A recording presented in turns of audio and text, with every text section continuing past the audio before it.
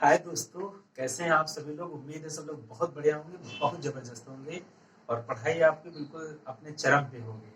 जैसा आप सब लोग पता है कि रेलवे की हम लोग तैयारी कर रहे हैं। रेलवे के एग्ज़ाम की डेटें फिक्स हो चुकी हैं और पेपर आपके होने वाले हैं। और आप ये भी जान रहे हैं कि लगातार हम लोग एक-एक प्रश्न के माध्यम से 3-3 प्रश्न पढ़ रहे हैं, जो आपके काफ़ी लाभदायक होने वाले हैं। चलिए समय ज़्यादा नहीं लेते हैं और आप लोग अपना प्यार देते रहेंगे। लाइक, शेयर, सब्सक्राइब, कमेंट ज़्यादा से ज़्यादा करेंगे, ठीक है? जिससे हमें ऊर्जा मिलती है, काम करने के लिए हम और प्रेरित होते हैं। चलिए स्टार्ट करते हैं हम लोग। आज का जो हमारा पहला प्रश्न रहेगा वो हम साइंस से ही उठा लेते हैं, विज्ञान से उठा लेते हैं। पहला प्रश्न ये लोग कह रहे हैं, हमसे पूछ रहे हैं।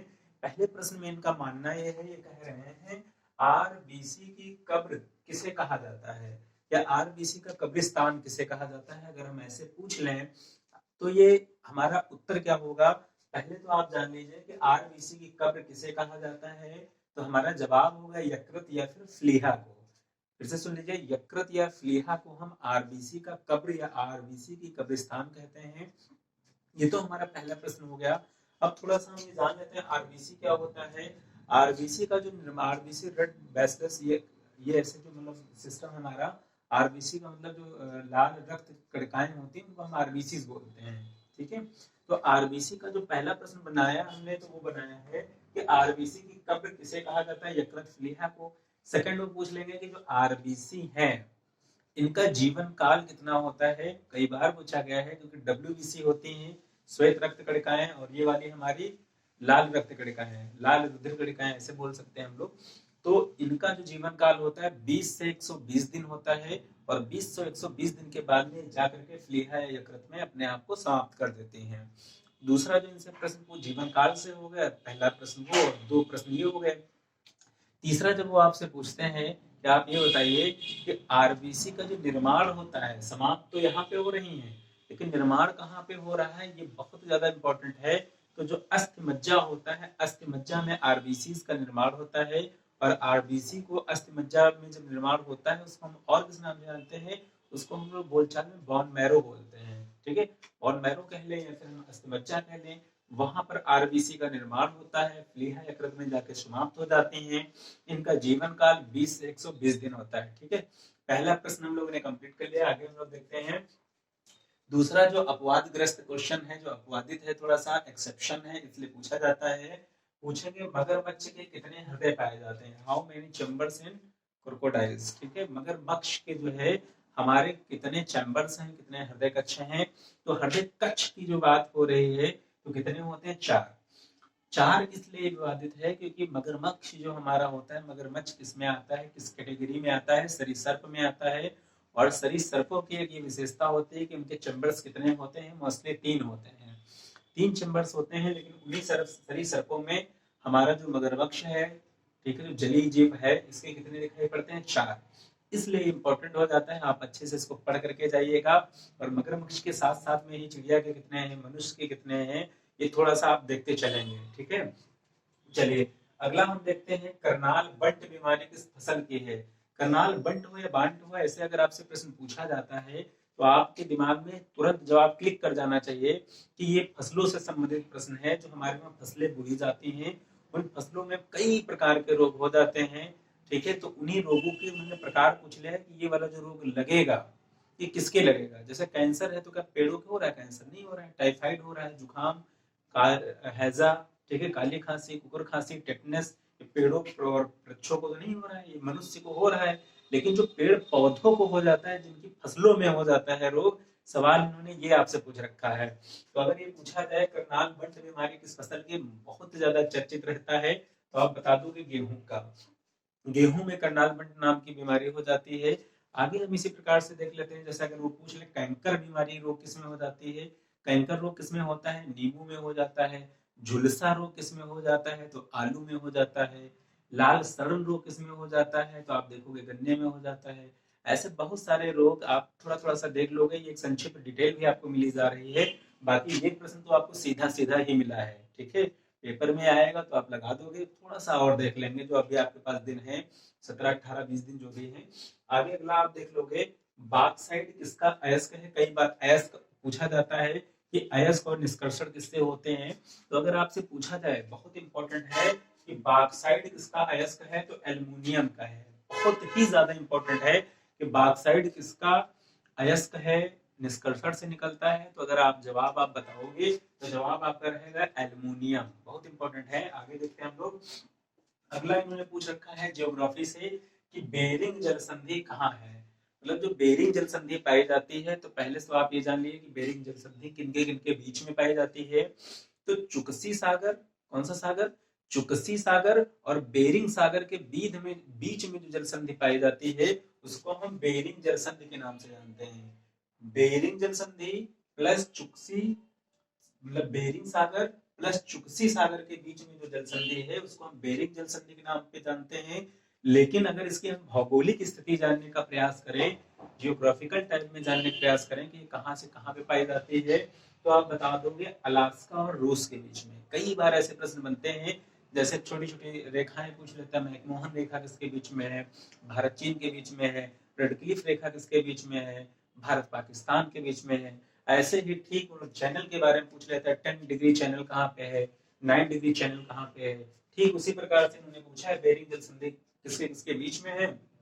चुकसी सागर, बेरिंग सागर कहाँ पे पड़ते हैं, अलास्का और रूस में पड़ते हैं। चलिए कंफर्म। आगे हम लोग पढ़ते हैं अगला, स्पेन देश की राजधानी क्या है। रट के जाइएगा आप, चाहे एशिया की राजधानी हो, जितने भी 7 कॉन्टिनेंट हैं, चाहे एशिया की राजधानी हो, चाहे अफ्रीका की राजधानी हो, चाहे ऑस्ट्रेलिया कॉन्टिनेंट की हो, सर्वाधिक जो पूछी जाती हैं वो एशिया के आसपास की चीजें पूछ ली जाती हैं, या फिर यूरोप से पूछ ली जाती हैं, या अफ्रीका से पूछ ली जाती हैं।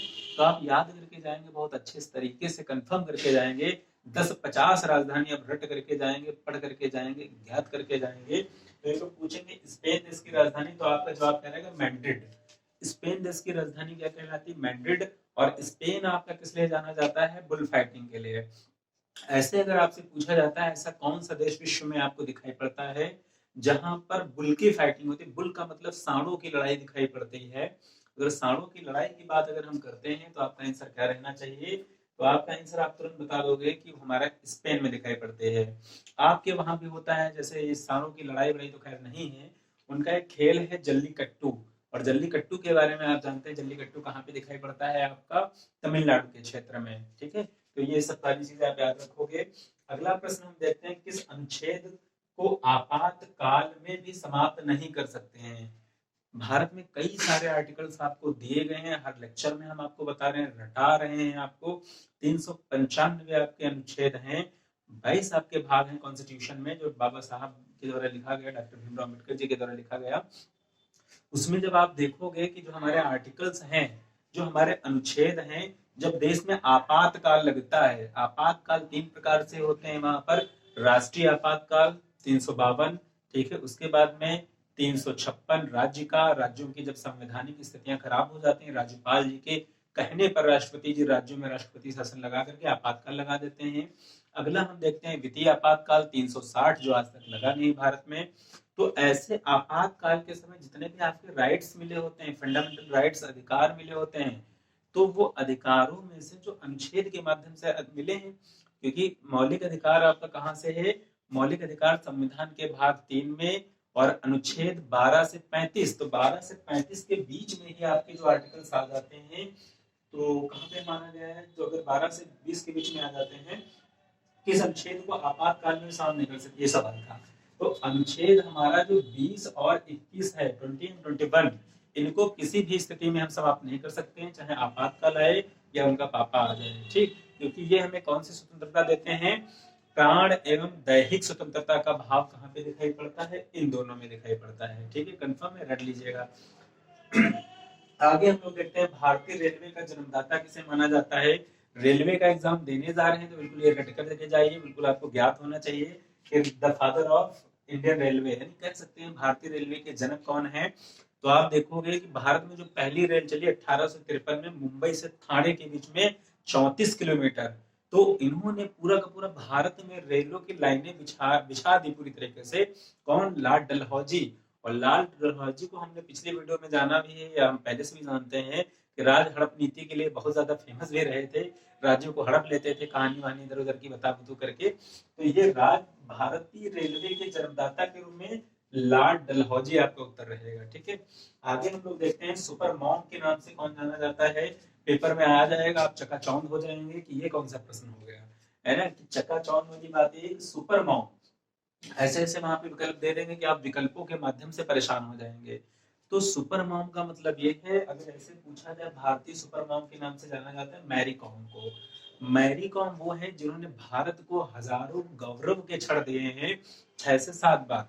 6 बार कंफर्म तौर पे हम कह सकते हैं कि इन्होंने क्या किया, विश्व चैंपियन नहीं है। और किस क्षेत्र में रहे हैं, मुक्केबाजी में।